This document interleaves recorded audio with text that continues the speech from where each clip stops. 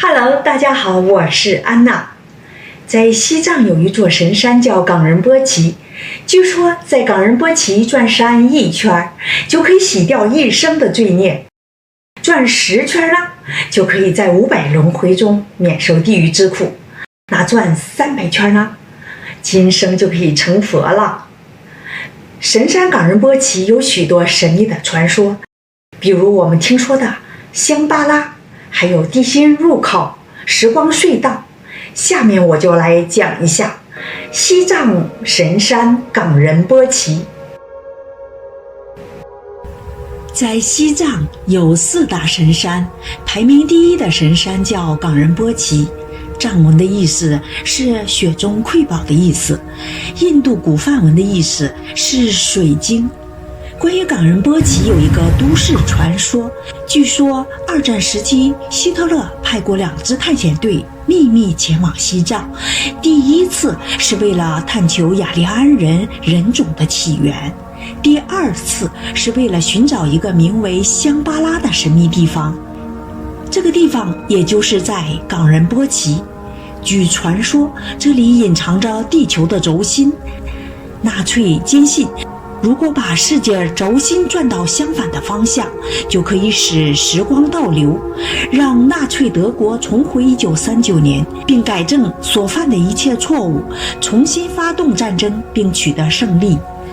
而且关于有关萨姆巴拉的传说，地球轴心蕴含着巨大的能量，被认为是控制全世界的中心。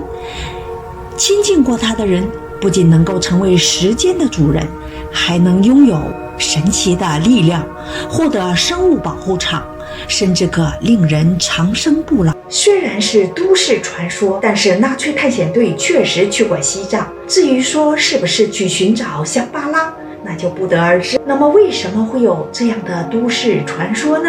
西藏的活佛启族仁波切的书里面谈到地心世界的入口就在冈仁波齐峰，传说中高度文明的香巴拉就在地心，而法力无边的阿弥陀佛正是香巴拉世界的法王。在宗教的经典里，冈仁波齐又是神话中的须弥山在世间的体现，这里聚集了神秘强大的能量。这样一来，神话传说和关于纳粹的那个都市传说它就连上了。从冈仁波齐可以进入到一个先进发达的地心文明，然后掌握所有敌人都不了解的神秘能源。对于急于扭转战局的纳粹来说，确实是非常有吸引力的。冈仁波齐位于西藏阿里地区的冈底斯山脉，海拔6638米，另一个测量数字是6712米，是一座壮美的红色塑岩石山体，屹立在环绕的群山之中。它奇妙的山体就是佛教的象征曼陀罗，这个圆形的意思就是聚集了福德与智慧。它南侧山体上一道道水平纹理的岩层，构成了似乎可以直通天庭的阶梯。冈仁波齐峰的海拔虽然只有6000多米，但是它相对青藏高原地面的高度只有1391米，所以不算高，但它仍然是目前没有人登过的雪山之一。原因是什么呢？因为它是佛教、本教、印度教、耆那教教徒们心目中世界的中心，那是不可以随便攀登的圣地。传说公元1093年，藏传佛教格举派的上师密勒日巴来到冈仁波齐修行，却被本教大师纳若本廷阻止。纳若本廷认为冈仁波齐是本教的神山，你们佛教徒岂能在此修行？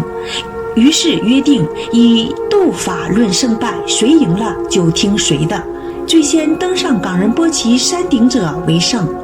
斗法开始的时候，纳若本廷早早就冲向峰顶，而密勒日巴则沉睡正酣，不急不忙。然后却突然发现密勒日巴已端坐于其上，很镇静地看着他。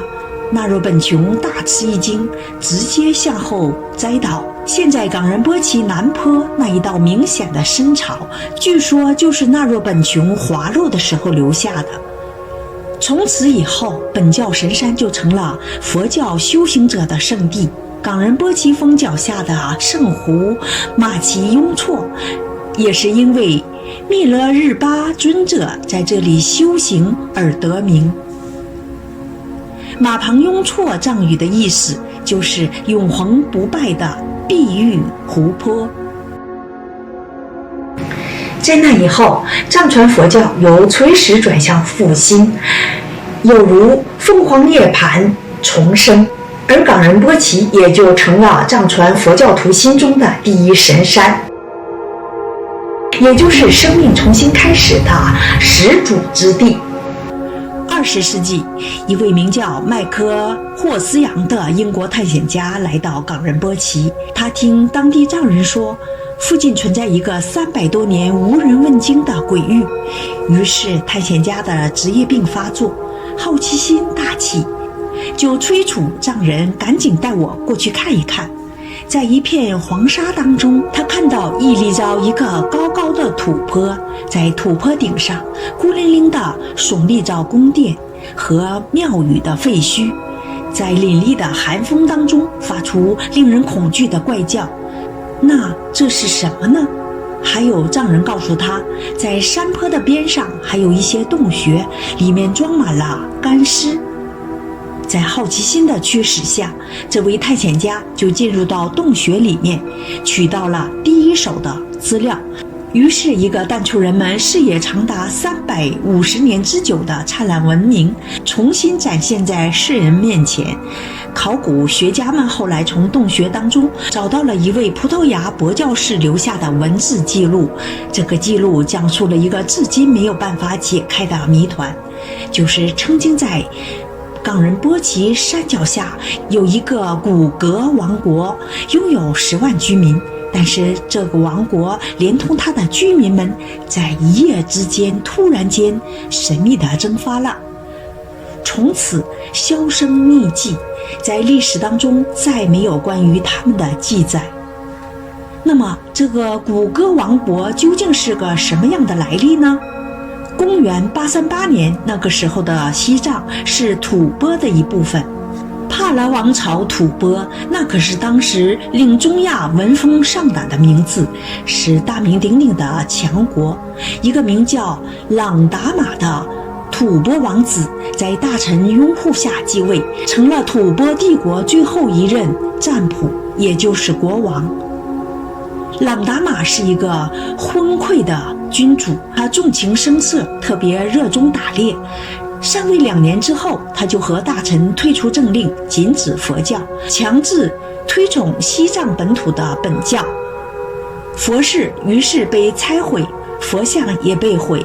佛经被焚烧，僧人被杀害流放，有的僧人还被强制还俗，做贵族的奴隶。最终僧人们忍无可忍，一个佛教弟子刺杀了朗达玛，然后吐蕃贵族们失去了国王，开始内讧，帝国分裂，藏传佛教也几乎销声匿迹。朗达玛的曾孙古德尼玛衮，他在古代象雄的地盘上建立了古格王国，古格王国决心要恢复藏传佛教。1042年，古德尼玛衮曾孙邀请印度高僧从此在西藏重新兴盛，也就有了后面米勒巴日尊者到冈仁波齐修行的这段佛教故事。下面我们说说在当代发生过的冒犯神山有关的神秘现象。有一个叫莫尔达舍夫的俄罗斯科学家，从1999年起4次组织科考队来到冈仁波齐考察。莫尔达舍夫团队仔细研究了冈仁波齐的形状和结构，认定它是东方甚至是全球最大的阶梯金字塔，比埃及的胡夫金字塔还要高9倍。探险队在考察时当地的喇嘛告诫他们可以在山周围研究考察，就是千万不要攀爬。他们进入到群山之中，也就是他们认定的金字塔群当中以后，队员们就觉得不再饥饿，直到科考结束离开山地，他们才突然感到精神百倍。队员们食欲大好，就吃了很多东西，但是还是有4个人不听话，就爬上了冈仁波齐右前侧的一座小峰。回国之后，则4个人在1年之内都去世了。在去世之前，他们都出现了迅速衰老的迹象。这就让活着的科考队员们更加坚信冈仁波齐存在着时空异常的现象。他们继续研究，发现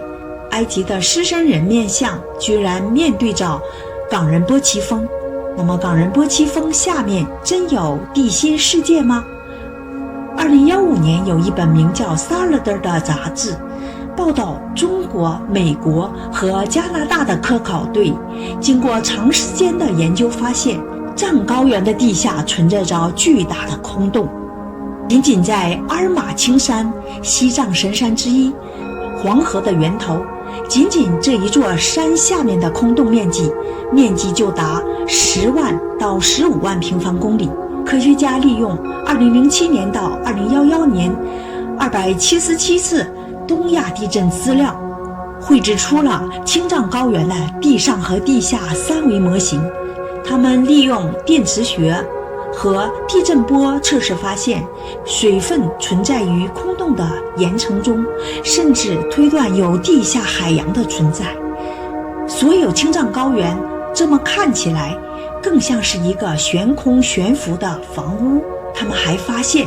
空洞内部的岩石导电体是正常岩石的100到1000倍。为什么会存在这样高导电的岩石结构呢？目前是一个谜。这些研究至少揭示了青藏高原地下巨大空洞的存在，那么地心世界的传说成立也就有可能的啦。可以说，冈仁波齐西藏的第一神山地位，那是宗教文化奠定的，因为它是多种不同宗教所认同的，他们主神的居住地或者是悟道的地方。意大利人梅斯纳尔被称之为世界上最伟大的探险家，曾经被允许攀登冈仁波齐峰，但他放弃了。他说，如果我们去征服这座山峰，那就意味着去征服人类灵魂中最重要的东西。那这件事情在他看来明显是非常不明智，不应该做的。人的一生一定要去一次西藏神山冈仁波齐转转。即使你不是佛教徒，当你在神山的脚下走过时，感受一下神山神圣的召唤，有一种在历史中游荡的感觉。如果能有幸走完一圈，也算是今生无憾了吧。节目的最后，喜欢我频道的朋友记得点击订阅解密频道哦，同时也别忘了打开小铃铛，这样我在 TV 更新时就会第一时间的通知你。非常感谢大家的收看，我们下期见，拜拜。